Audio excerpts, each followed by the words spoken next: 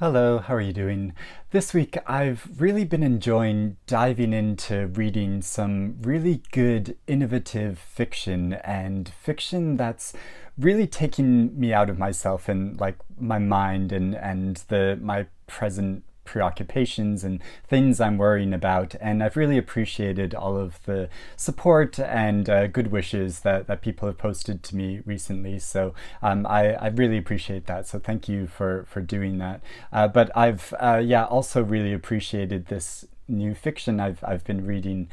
which has made me think about things from a very different perspective. And I always really enjoy and admire fiction that can say something and do something very different and give a very different perspective from what you normally get in reading. Because I think a lot of books, they are classified in a certain genre, and so we're sort of realize what we're getting in this fiction. But then there are other novels which really push out the form of what the novel can do and remind us of why novels are called novels, because they're doing something novel with the form and the style that they're written in to give a unique individual perspective that is very different from our own. And so I just really admire when fiction can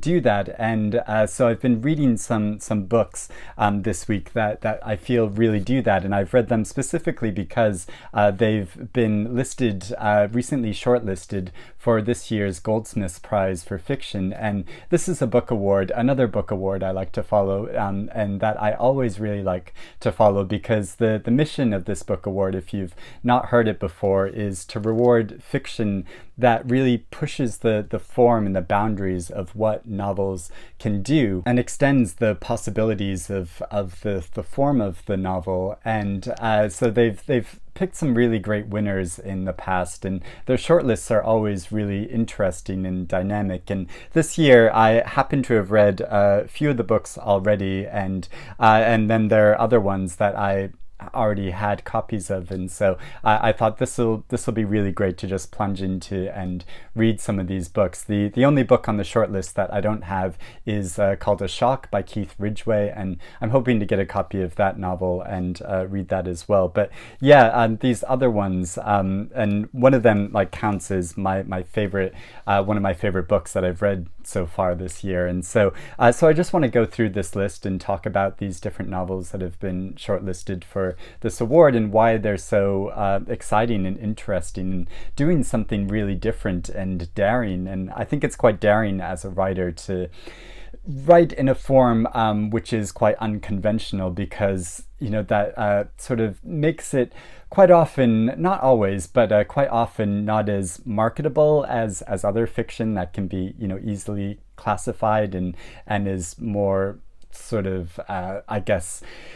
perceived as palatable for the reading public. Although I think there's a lot of novels that can do things in a really inventive way, but also become popular bestsellers. And so I just really appreciate and admire that. And I think there's a lot of interesting crossover sort of between these books, and sometimes in quite an alarming way. I find it quite disturbing and unsettling how, in the book Little Scratch by Rebecca Watson and Assembly by Natasha Brown, how it expresses the perspective of young women in the professional worlds and being sexually taken advantage of in the workplace. And you would think that with the advent of the Me Too movement and growing consciousness of this issue of sexual violence against women, that obviously just being aware of this and that this is being talked about more doesn't instantly solve this problem. But you'd think that there'd be more steps being taken towards this, and so it's quite unsettling and upsetting to learn that the perspective of a lot of young women is that actually things aren't changing all that much. And even if there's steps being taken and laws being passed and more awareness of this, that it's are things actually really changing? And I think that's a really pertinent question to be asking. And then there are other novels on the list, like Sterling Carat Gold by Isabel Waidner, and This One Sky Day by Leone Ross, which is so imaginative and is like set in the real world, but then lots of magical and odd things happen within this reality, which are kind of uh, disturbing, but also really creative, and just give you such a different point of view and perspective about things. And so I really admire that about this group of books. And also, it's quite a coincidence that a number of these books happen to be set in London, like Little Scratch and part of Assembly, and also A Shock by Keith Ridgway. And so yeah, which I think isn't really the norm. That doesn't often happen, but yeah, it just seems to happen that a lot of these are London centric. And I mean, personally, I find that really exciting and interesting, because I always love reading about different parts of London that I'm not familiar with, since I live here, and very aware of the city and parts of the city that are shown in these novels, but it's a point of view that I'm not personally acquainted with, and so I really appreciate that. So yeah, I'm going to go through each of these books and talk about them a little bit individually, and why I find them so interesting. But I'd love to know if you read any of these books, or if you're interested in reading any of these books, or if you've read other books recently that you feel like are like pushing the boundaries of what fiction can do, or using a form or a style which is really innovative and that you found really inspiring. I'd love to know about that in the comments below. So it'd be great to have a chat about it. So the first book I want to talk about is Sterling Carat Gold by Isabel Waidner, which is a book that I'm still currently reading. I'm in the middle of reading it, but I'm finding it really enjoying. And because I read this author's debut novel, which is called We Are All Made of Diamond Stuff, and I really appreciated their point of view, which is so imaginative and really does something very different. And this book I'm finding even more inspiring in a way, because it's set in North London, and begins with a bullfight happening in the north of London,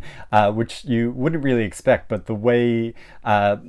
Isabel Waidner writes about it, it just seems totally natural, and then is persecuted for participating in this, even though the main character Sterling was sort of drawn into participating in this, though they didn't want to, and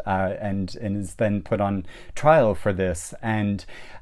so it involves the story of Sterling and Sterling's friends, who Sterling runs sort of theater collective with their friends, which is using this sort of innovative form of theater, but yeah, is also sort of working a number of odd jobs and finding it difficult to get by financially. And so it's sort of ironic that they're called Sterling. And this naturally makes me think of the recent Brexit, and this like notion in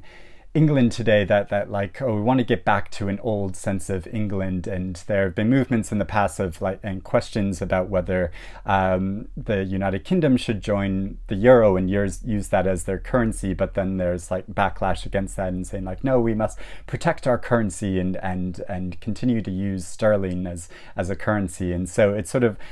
a reference to that, I think, just in the very name of this character, but then also, yeah, the way that it follows Sterling throughout their life, and there's this real warm sense of camaraderie with Sterling's friends, and the desire to want to express themselves as individuals, and also and do that through art. And I enjoyed the way that Waidner brings into this story some real life historical events, like the figure of Justin Fashanu, who is a famous English footballer in the 90s, but was also gay, and was one of the first openly gay footballers in the country, but then received a lot of backlash for that. And encountered a lot of difficulties and ended up committing suicide. And the he has this connection with the character in this novel in a really fascinating way, and is brought into the story in that way. And so yeah, I really appreciate that too. But yeah, I'm finding it really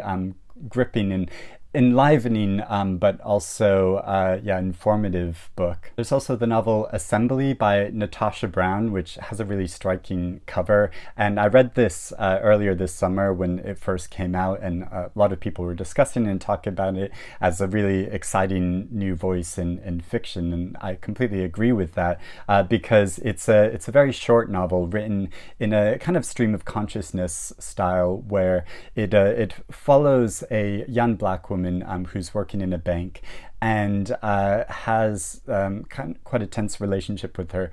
boss, but is also sort of being paraded out in the public as this new face in the banking industry, and is sort of reaching out to non-white communities and saying like, you can be a part of this as well. But then the question is like, what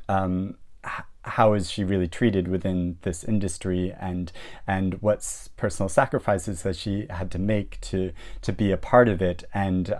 she also has a white English partner who comes from a very wealthy background, and is taken to a family weekend at the estate of this family in the countryside, and following her experiences in that, and experiencing all the different microaggressions that are put towards her in her interactions with people from this upper class white English community, and explores that in such a meaningful way. And she's also experiencing this crisis point in her life to do with her health, and so yeah, it involves her like personal decisions going forward. Because of this, I think it's sort of brought her to a point where she's really questioning the choices she's made in her life, and whether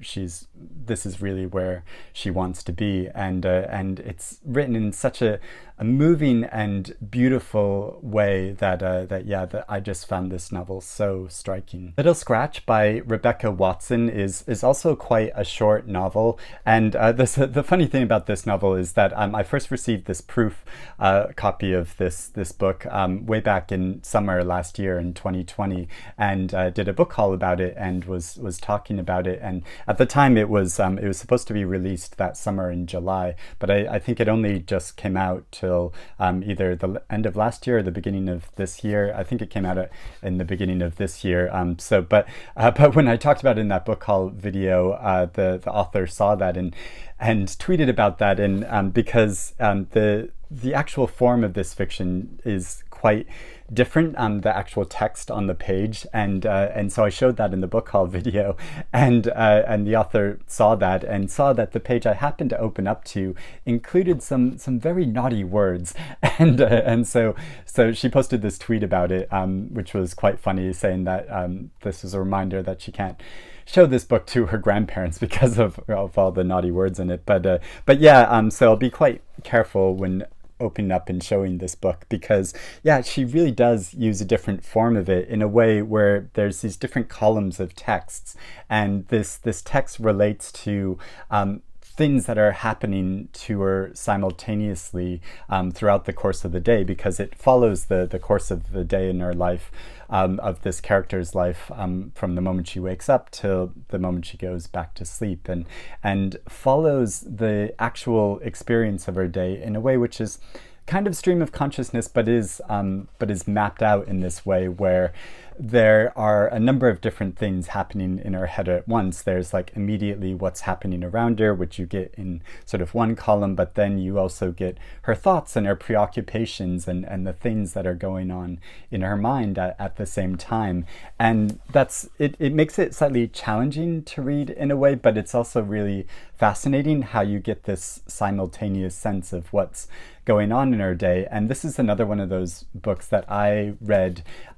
I read my physical copy at some points, but then I also listened to the audiobook. And because it's quite a short book, I wouldn't have normally have also listened to the audiobook while reading it. But Bob the Booker, on his channel, he was talking about this novel and expressing how the audiobook does something really interesting and different as well, because in the audiobook you get this the simultaneous text happening at the same time, and so you can you hear two different voices of the, and I think it's the author that narrates the audiobook herself, and so you get two different voices happening at recordings of her voice happening at the same time, and this overlapping of the voices shows this simultaneous sense in a really surprising and effective way, and so I really enjoyed that. And you'd think that would be completely disorientating, but actually the effect, I think, works really well. And quite often the thing, like one of the columns will just be her actually moving throughout the city, throughout London, whether it's like walking or riding a bicycle, and so you get this repetitive sense of what she's actually doing, but then what she's thinking. And sometimes her thoughts are sort of distracted and just sort of like humorous, like she'll see somebody in a distance with a small dog that looks like a bear, and is so sort of commenting on that and wondering about this individual and where they came from, and is sort of semi-following them for a while. But then other parts of it are really serious because she recently experienced a very traumatic event, and she's psychologically dealing with this, and one of the tics which form from it is she starts scratching herself, and so that's why it's called Little Scratch. And so she has this sort of nervous tic and is trying to figure out how to psychologically deal with this, and whether and how to tell people about it, like her partner, who she just calls my him, which I think is a really funny way of referencing somebody that she's romantically involved with. And so yeah, I just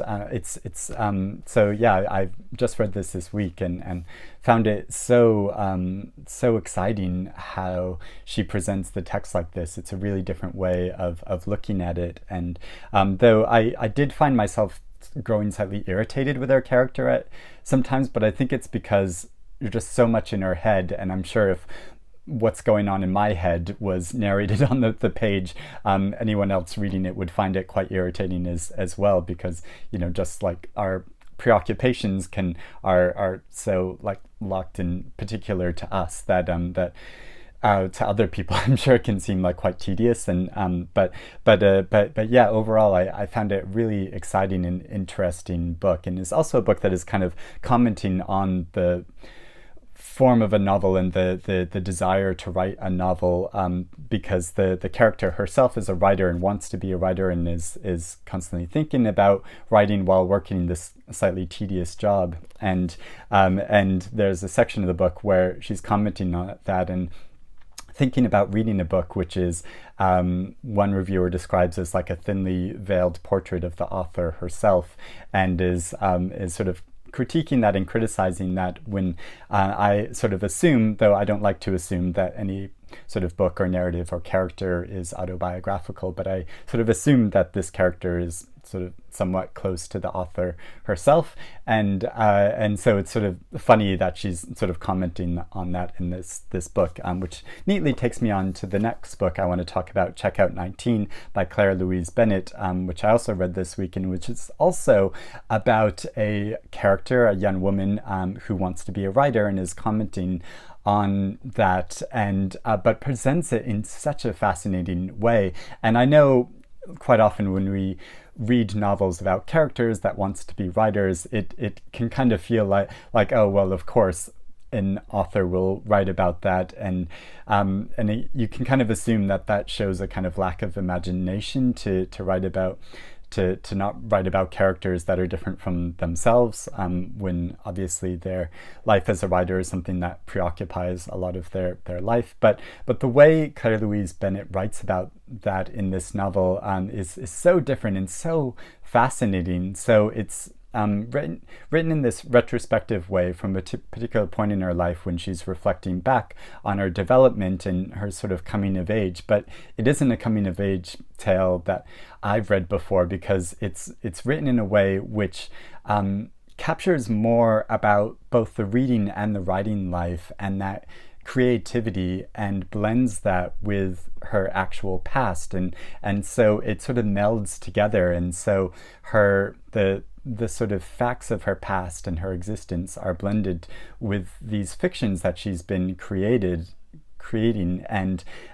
that and it's so interesting how she does that. And so it gives you this really different point of view of the past, and you think that in some ways that would be slightly frustrating, because you're sort of wondering, like, well, what is her actual past? And I did wonder about more details of her life, and would almost like to see a short, sort of straightforward biography of her life. But then, yeah, I think the way it's written, it gives you this impression of our lives in a way which I think are really felt, how we really experience the world. And think about it, like, even if we aren't writers ourselves, I assume if you're watching this, you're probably a reader, and so the way that these fictional realities blend with our actual reality in a way, and yeah, how she does that is so interesting. And sometimes she goes off on these tangents, and I'm like, I really don't understand what's happening, but I didn't really mind so much. But also cataloging her reading life in a way where she goes back to particular points in her life where she'll sort of list authors and titles in this way, where it's like, oh, at this point I'd read this author and this author and this author, but I hadn't read this author and this other author which I'd been wanting to read. And so for real book geeks, I obviously sort of latch on to that, and it's like, oh yeah, those are authors I've read, or those are authors I haven't read, or those are authors I've not even heard of before. And so I really enjoyed that aspect of it, but also her commenting on how this fiction affected her, and how it really moved her and sort of changed her life in different ways. And she writes about that in such a poignant way that I think, just as a reader, as a big reader, I really appreciated this point of view and enjoyed it so much. And then there's a very different sort of novel, which is This One Sky Day by Leone Ross, which takes place on a fictional archipelago in the Caribbean, and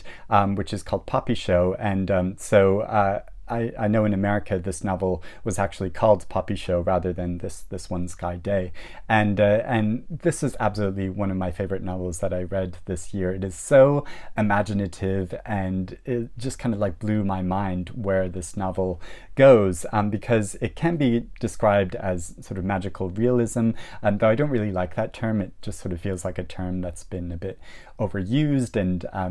so it's kind of a bit meaningless now, but is sort of accurate in the way that it does present this depiction of reality, but then all sorts of fantastical things happen. And so on this island of Poppy Show, people are born with a special magical ability, and it takes them a while to learn what that magical ability is and what it can do in their lives. And so you follow a number of different characters, though there's a few main characters which you primarily follow throughout the course of the narrative. But yeah, you follow a whole cast of characters and how these different abilities interact with each other, or maybe clash against each other, and it's so fascinating how that happens and how it carries out, and it's so daring and exciting. And there are some very shocking things that happen in this book, but which also just sort of like took my breath away and like amazed me, and completely gripped me, and made me want to know what was going to happen next, because it was so bombastic and liberating in a way. I found this narrative incredibly liberating, how it just gave me this completely different perspective of the world, and so I think it is so fascinating and daring what it's doing, and I'm so happy that it's getting prize recognition, because I think it really deserves it. I mean, if this was listed for the Booker Prize this year, I absolutely feel like it should have been shortlisted, and I still wish it had been, but I'm so glad that the award is highlighting it in this way. And so that's one of the things that I think is so fantastic about the Goldsmiths Prize, is that it often highlights fiction that has sort of gone a bit under the radar, and now it's like putting in the spotlight. And introducing it to more readers. And then the final book on the list is A Shock by Keith Ridgway. And I've not read this yet, but apparently it's about a group of stories, or at least at first it sort of seems like interlinked short stories of a group of characters that live on the fringes of London and have loose interactions with each other. But then as it gets into the detail of the stories, you find out that their point of view in their the instances of their life are quite different from each other. And so I think it's a book that kind of plays with your expectations like that, and unguards you and keeps you on your toes as you're reading this novel. So yeah, I'm really keen to get to this as well, and then I'll have read the complete list, and so it'll be really exciting to see who is declared the winner, which will be announced on November 10th. And also on October 20th, there's going to be an online reading and discussion between all the shortlisted authors, and that's a free event. So I'll put a link to that below if you want to sign up to that, and if you're interested and intrigued by these books and want to hear more about them, you can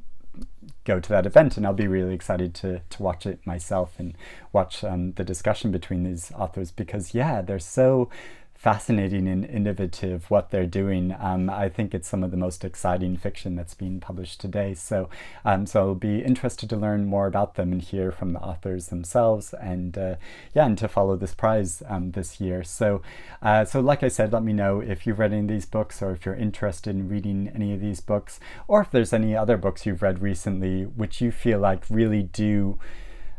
something different that you haven't read before in fiction, both in its form and its style and its like use of character and use of language. And yeah, like let me know about that, because I'd love to read more fiction like this. And like I said, it just has really been taking me out of myself, and I've really